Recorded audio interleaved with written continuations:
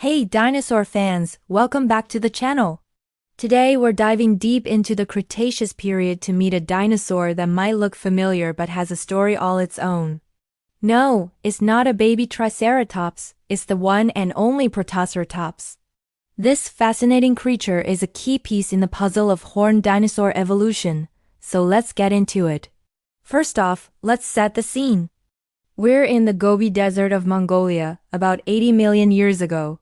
This place wasn't the sandy desert we know today.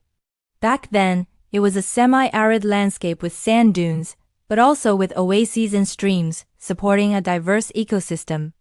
And right in the middle of it all was Protoceratops, whose name means first horned face.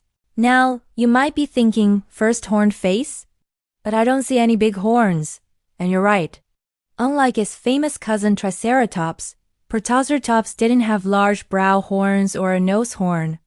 Instead, it had a prominent bony frill at the back of its skull and a bump on its snout where a horn might have been. This frill is super interesting. Scientists have a few ideas about what it was for.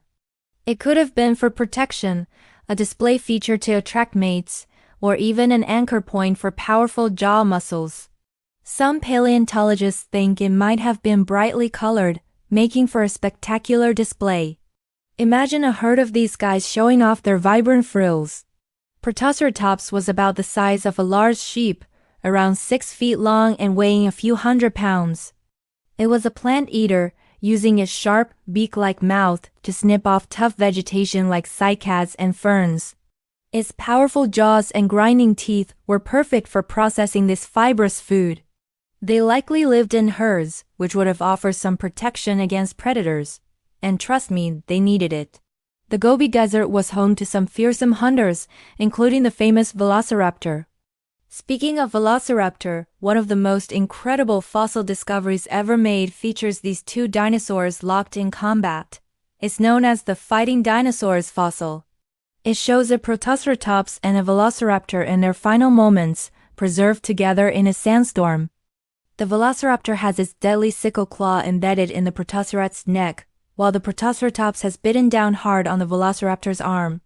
This fossil is a stunning snapshot of a life-or-death struggle, proving that Protoceratops was no easy meal. It was a tough, resilient survivor. But there's another side to Protoceratops: its family life.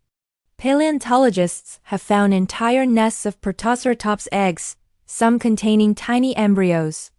These discoveries suggest that they were caring parents. Finding clusters of juveniles together also hints that they may have stayed in family groups or creches, where the young were looked after collectively. It paints a picture of a social animal, not just a wandering herbivore.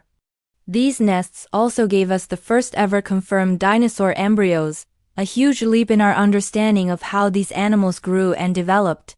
So, why is Protoceratops called the first horned face?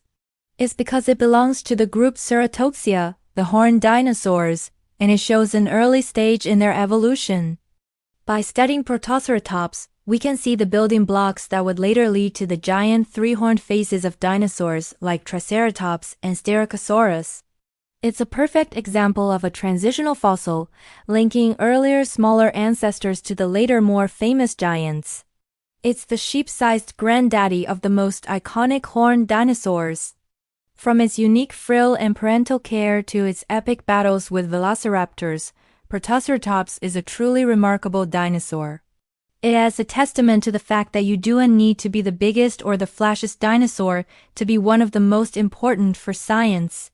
It has taught us so much about dinosaur behavior, evolution, and the world they lived in. What do you think is the coolest thing about Protoceratops? The frill? The fighting fossil? Let me know down in the comments. Thanks for joining me on this trip back to the Cretaceous. If you enjoyed learning about this amazing animal, don't forget to hit that like button and subscribe for more deep dives into the world of dinosaurs. See you next time.